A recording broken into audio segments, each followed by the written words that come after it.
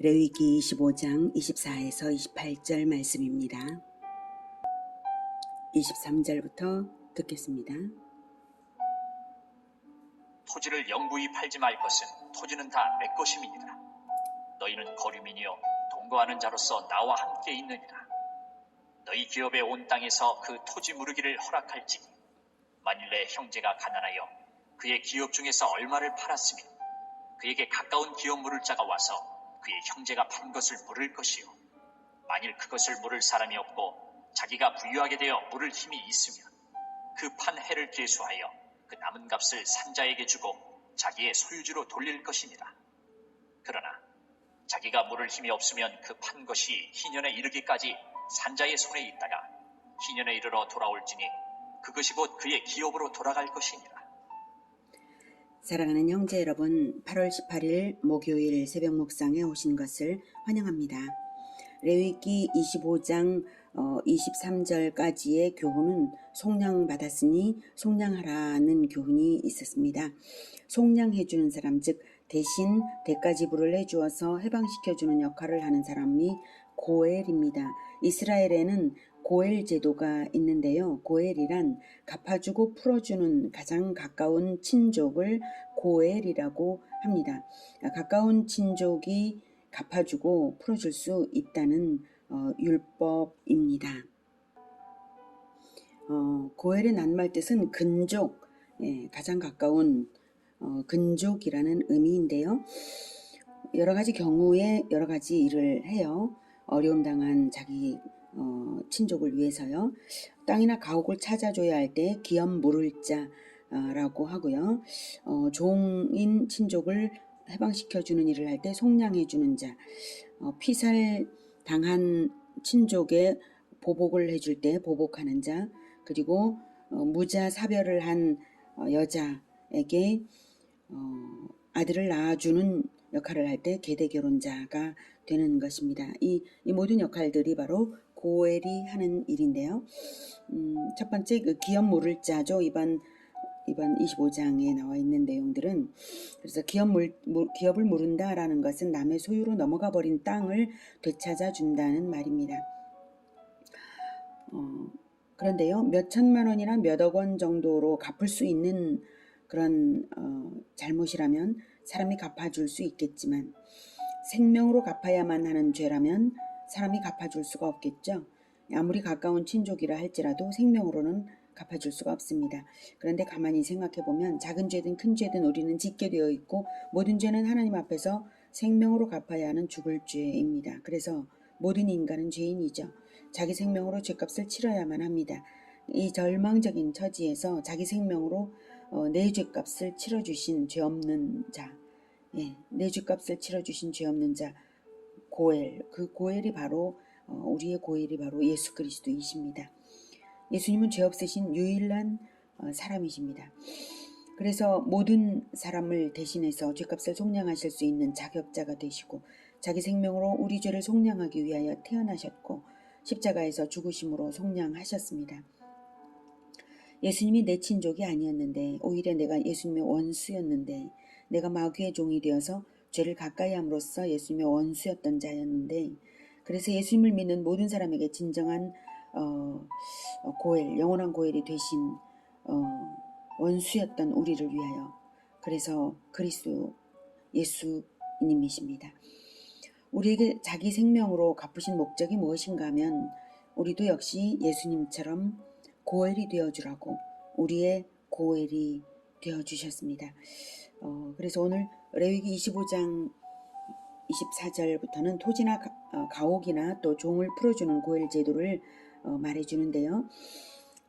28절까지는 이제 강해를 간단히 하겠고요. 그리고 나머지 부분은 듣기로 들어가도록 하겠습니다. 우선 28절까지 읽었는데요. 이스라엘은 모든 지파, 모든 가문이 다 땅을 분배받아서 땅 없는 가정이 없습니다.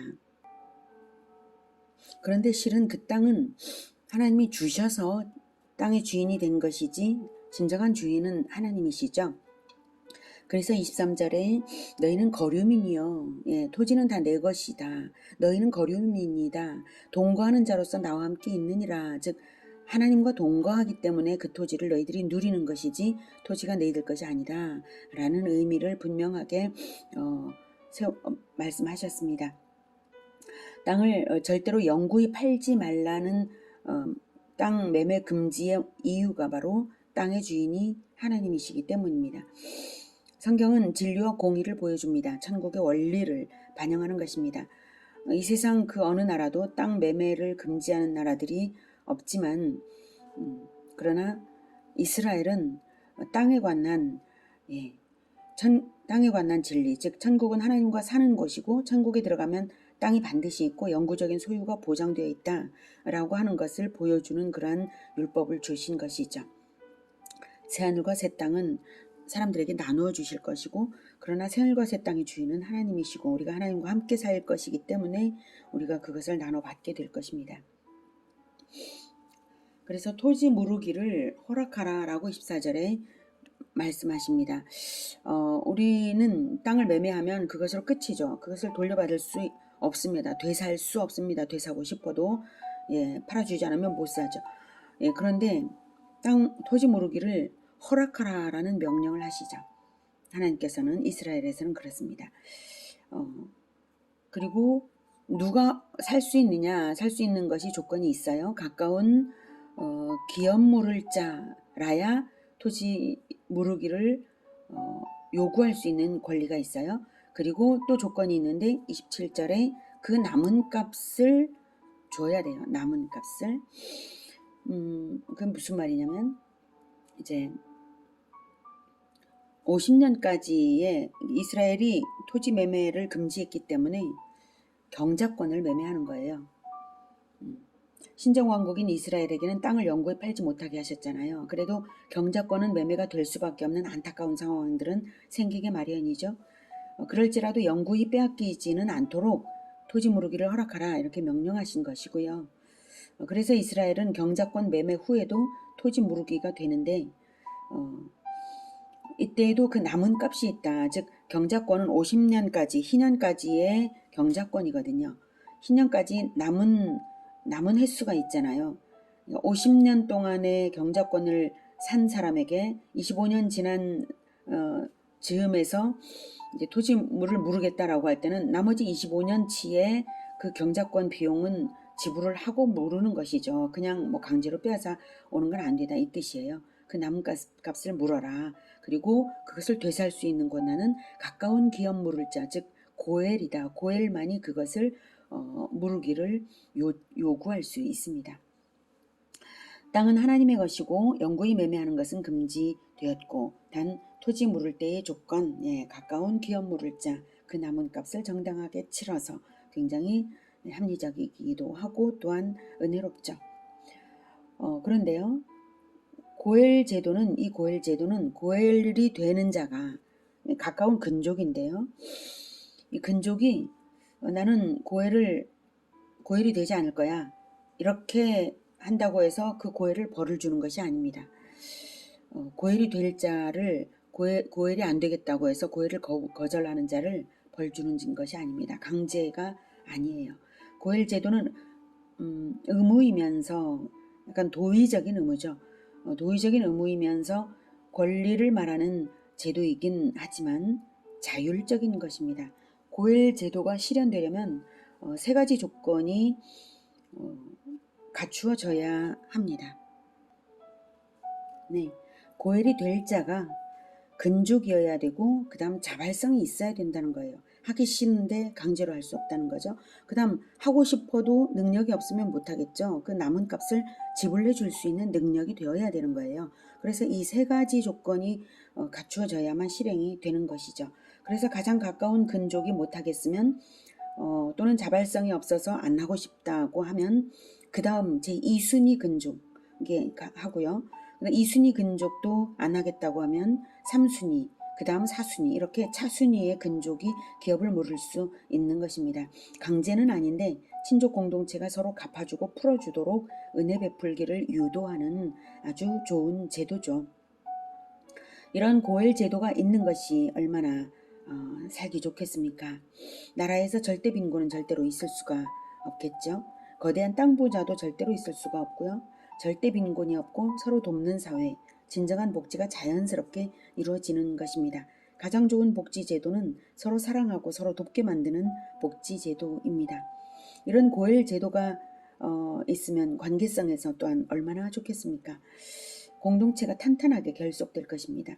서로 한 마음으로 동정하며 사랑하며 삽니다. 형제끼리 친족끼리 웬만하면 다투지 않죠. 서로 불쌍하게 여기며 보살펴주고요. 의지하고 감사할 줄 알게 되는 거죠. 이런 고엘 제도가 있으면 하나님의 언약 백성이라는 사실이 얼마나 뿌듯하고 자랑스럽겠습니까? 이런 사회에서 살면 세계적인 지도자들이 배출되는 사회 문화적 환경도 될 것입니다. 고엘이 되어주는 자가 큰 손해를 보는 것 같지만 사실은 사회 전체적으로 큰 득이 되는 것이고 사회 전체를 잘 살게 하는 것이죠. 하나님께서 고엘이 된 자에게 분명히 놀라운 복을 주십니다. 고엘 제도를 주신 하나님의 마음을 생각해 보십시오. 곤경에 처한 사람들에게 복지를 베풀어 주고 싶으면 간절함이 있으신데 그런 복지를 베풀어 주시고 싶으신데 그것을 하나님 대신 베풀어 줄 사람을 간절히 찾으시는 거예요. 누가 나 대신 고엘 해줄 사람 없나 하고 간절히 바라시는 하나님이십니다. 그러니 고엘이 된 사람에게 복을 안 주실 리가 없죠. 그러니 손해난다 계산 따지지 말고 하나님을 믿고 고엘이 되어야겠죠. 무엇보다 중요한 것은 하나님과 같은 마음을 가지는 것이 중요하죠. 그 마음이 바로 불쌍히 여기는 마음입니다. 우리가 죄인이었을 때 우리가 은혜를 얻을 만한 그런 아무것도 없는데도 하나님께서 불쌍하다. 네, 이렇게 하셨잖아요. 그래서 우리에게 예수님을 보내어 주신 것입니다.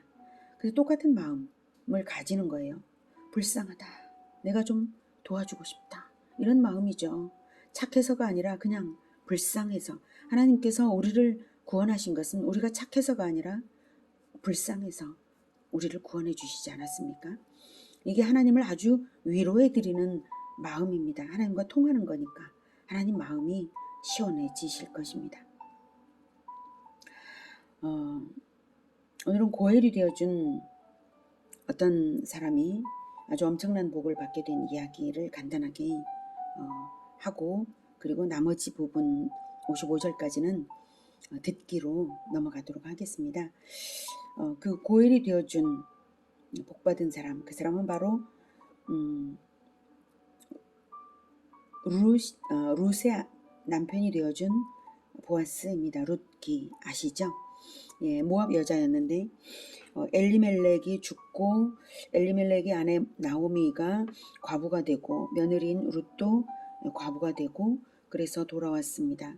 베들레헴으로 돌아왔는데 그들은 모압으로 떠날 때에 베들레헴이 못 살 때에 기근이 들어서 살기 어려웠을 때에 모압으로 떠나면서 땅을 팔고 갔죠. 그런데 돌아왔지만 땅은 없어요. 팔아버렸기 때문에. 물론 희년까지 가면 희년에는 땅을 돌려받을 수 있죠. 하지만 땅을 돌려받을 수 없는 이유가 있어요. 그것은 나오미와 룻이 둘 다 여자이기 때문입니다.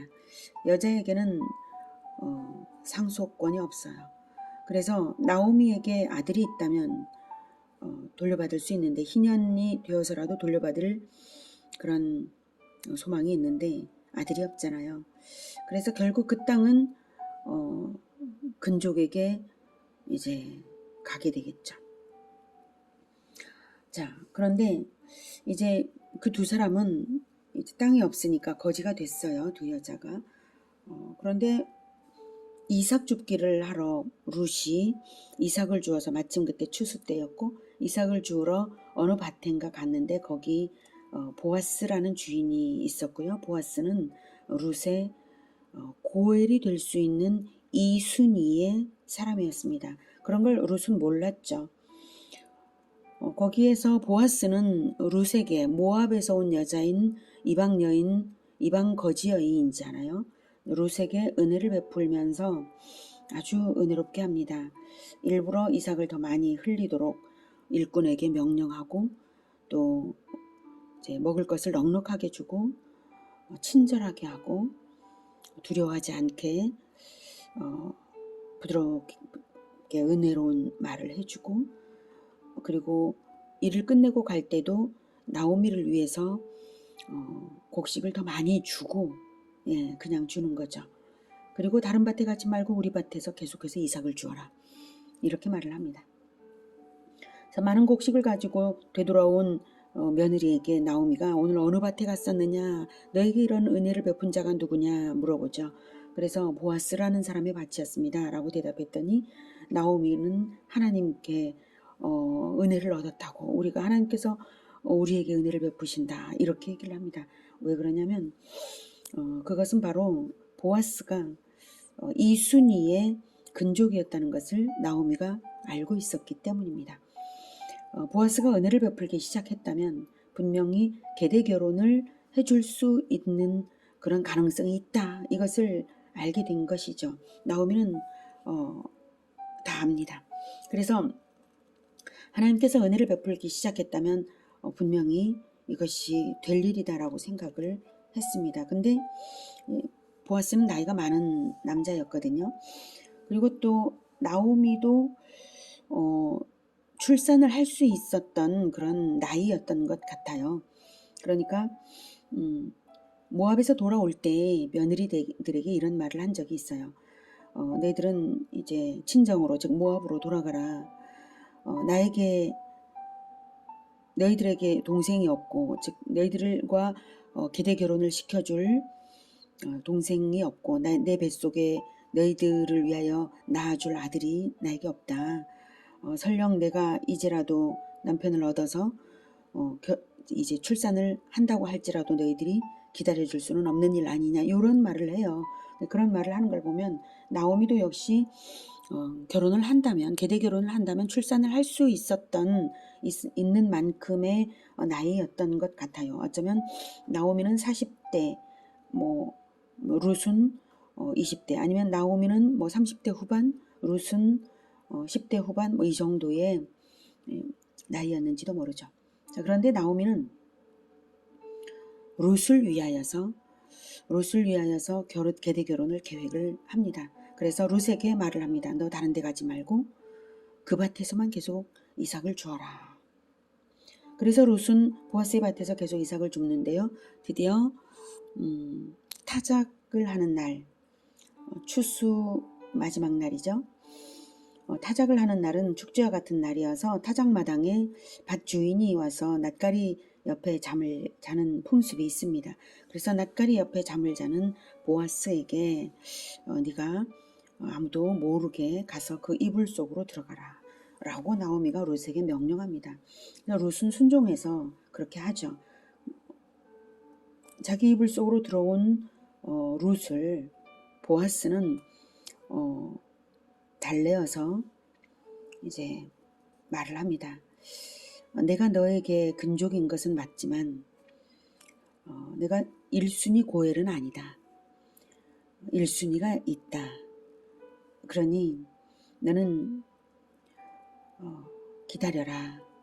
그 1순위자에게 내가 말해주마. 너와 결혼을 하면 참 좋은 일인데 만약 너와 결혼을 해주지 않겠다면 내가 해주마. 이렇게 얘기를 하죠. 그래서 그 다음날 아침 보아스는 아침 일찍부터 성문에 나갑니다. 성문은 재판소와도 같은 장소예요. 그때 거기에는 장로들이 있었고요.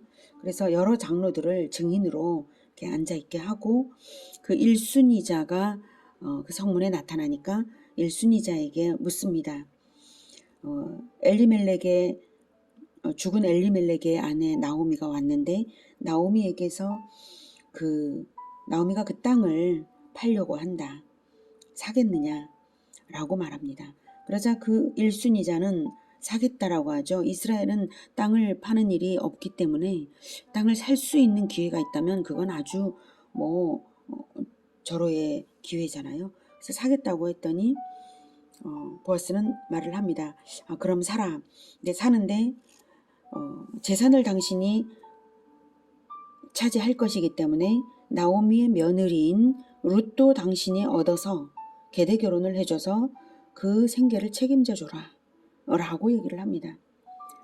땅을 받는 사람이 그 가족의 부양도 당연히 맡아야 되지 않냐, 이런 의미죠. 계대결혼을 하면서 그 땅을 받아야 된다, 이런 의미죠. 그러니까 생각을 해보니까 그 1순위자는 계대결혼을 해야 된다면 땅만 받는 게 아니라면 이익 볼 게 별로 없는 거예요. 왜냐하면 두 거지 여자를 부양해야 되잖아요. 그리고 또 출산을 하면 그 아기도 부양을 해야 되고, 결국 그 땅은 룻이 낳은 아들에게 갈 것이지 자기가 누릴 여지가 별로 없는 것이죠. 그 생각을 하니까 이익 볼 게 없으니까 나는 오히려 내 재산에 손해가 있을까 봐 걱정이 되니까 내가 안 하겠다고, 당신이 하라 라고 보아스에게 자기 신발을 벗어줍니다. 그 당시에는 고엘의 의무를 행하지 않는 자는 자기가 그걸 안 하겠다는 증거물로 신발을 벗어주는 풍습이 있어요. 그래서 신발을 벗어줍니다. 그래서 보아스는 거기 많은 증인들 앞에서 그 신발을 받고 당신들이 증인이 되었다라고 얘기를 하고, 사람들이 우리가 증인이 된다라고 얘기를 하죠. 그렇게 해서 보아스는 그들에게 축복을 받으면서 룻과 결혼을 했습니다. 그리고 어떻게 되었습니까? 오벳을 낳았죠. 오벳은 이새를 낳았고, 이새는 다윗 왕을 낳았습니다. 하나님께서는 왕가를 시작하기 위해서 왕적인 마음, 왕과도 같은 그 은혜로운 마음을 가진 자 보아스에게 하나님께서 은혜를 베푸시기 위해서 룻과 만나게 하신 것입니다.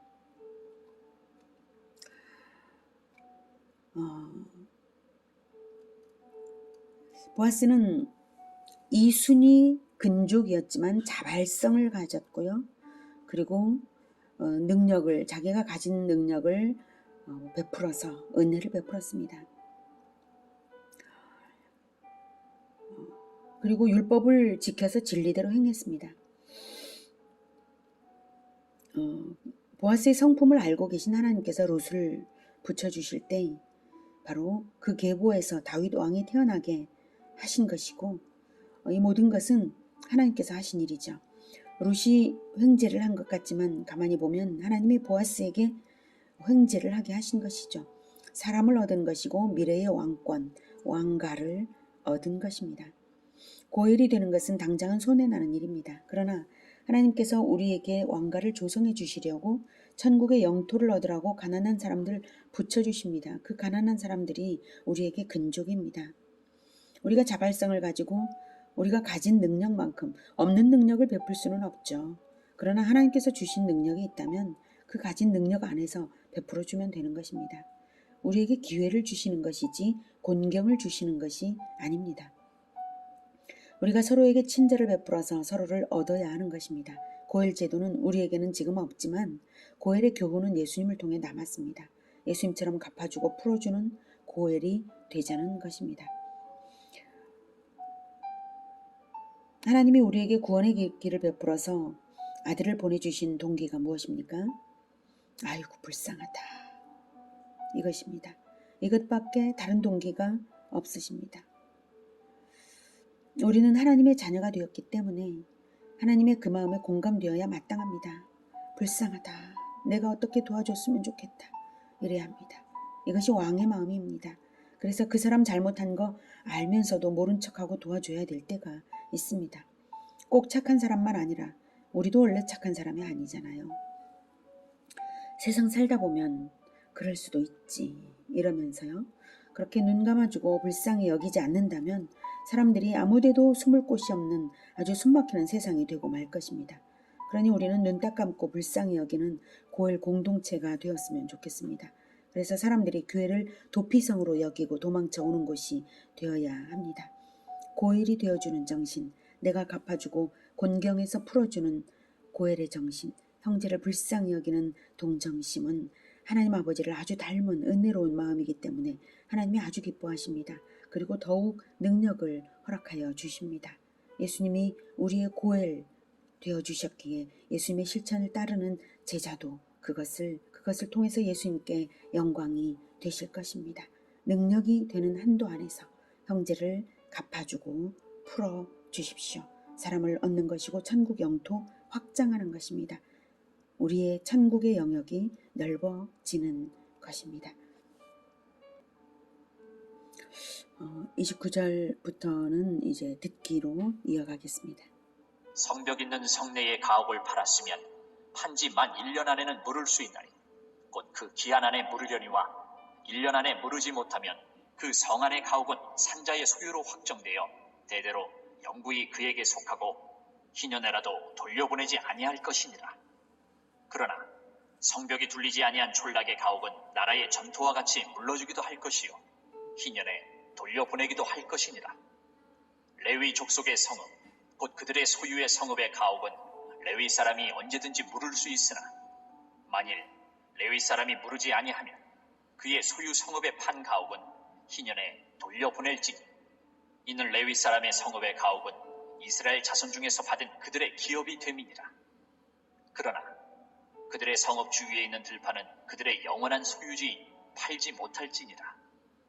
내 형제가 가난하게 되어 빈손으로 내 곁에 있거든 너는 그를 도와 거류민이나 동거인처럼 너와 함께 생활하게 하되 너는 그에게 이자를 받지 말고 내 하나님을 경외하여 내 형제로 너와 함께 생활하게 할 것인즉 너는 그에게 이자를 위하여 돈을 구워주지 말고 이익을 위하여 내 양식을 구워주지 말라. 나는 너희의 하나님이 되며 또 가나안 땅을 너희에게 주려고 애굽 땅에서 너희를 인도하여 낸 너희의 하나님 여호와이니라. 너와 함께 있는 내 형제가 가난하게 되어 내게 몸이 팔리거든 너는 그를 종으로 부리지 말고 품꾼이나 동거인과 같이 함께 있게 하여 희년까지 너를 섬기게 하라. 그때에는 그와 그의 자녀가 함께 내게서 떠나 그의 가족과 그의 조상의 기업으로 돌아가게 하라. 그들은 내가 애굽 땅에서 인도하여 낸 내 종들이 종으로 팔지 말 것이라. 너는 그를 엄하게 부리지 말고 내 하나님을 경외하라. 내 종은 남녀를 막론하고 내 사방 이방인 중에서 취할지니 남녀 종은 이런 자 중에서 사올 것이며 또 너희 중에 거류하는 동거인들의 자녀 중에서도 너희가 사올 수 있고 또 그들이 너희와 함께 있어서 너희 땅에서 가정을 이룬 자들 중에서도 그리할 수 있은즉 그들이 너희의 소유가 될지니라. 너희는 그들을 너희 후손에게 기업으로 주어 소유가 되게 할 것이라. 이방인 중에서는 너희가 영원한 종을 삼으려니와 너희 동족 이스라엘 자손은 너희가 피차 엄하게 부리지 말지니라. 만일 너와 함께 있는 거류민이나 동거인은 부유하게 되고 그와 함께 있는 내 형제는 가난하게 되므로 그가 너와 함께 있는 거류민이나 동거인 또는 거류민의 가족의 후손에게 팔리면 그가 팔린 후에 그에게는 속량받을 권리가 있나니 그의 형제 중 하나가 그를 속량하거나 또는 그의 삼촌이나 그의 삼촌의 아들이 그를 속량하거나 그의 가족 중 그의 살부치 중에서 그를 속량할 것이요 그가 부유하게 되면 스스로 속량하되 자기 몸이 팔린 해로부터 희년까지를 그 산자와 계산하여 그 연수를 따라서 그 몸의 값을 정할 때에 그 사람을 섬긴 날을 그 사람에게 고용된 날로 여길 것이라. 만일 남은 해가 많으면 그 연수대로 팔린 값에서 속량하는 값을 그 사람에게 도로 주고 만일 희년까지 남은 해가 적으면 그 사람과 계산하여 그 연수대로 속량하는 그 값을 그에게 도로 줄지며 주인은 그를 매년의 삭군과 같이 여기고 내 목전에서 엄하게 부리지 말지니라. 그가 이같이 속량되지 못하면 희년에 이르러는 그와 그의 자녀가 자유하리니 이스라엘 자손은 나의 종들이 됨이라. 그들은 내가 애굽 땅에서 인도하여 낸 내 종이요 나는 너희의 하나님 여호와이니라. 기도하겠습니다. 하나님, 우리가 진정 고엘이신 우리의 고엘이신 예수님을 본받아서 우리도 어려움 당한 자들에게 고엘이 되어줄 수 있도록 주님 도와주시옵소서. 그럼으로써 천국이 더욱 확장이 되어 하나님께서 크게 영광 받을 수 있는 그러한 우리가 될 수 있기를 원합니다. 주님, 우리 마음에 동정심을 더욱 허락하여 주셔서 사람들에게 은혜를 베풀게 하여 주시옵소서.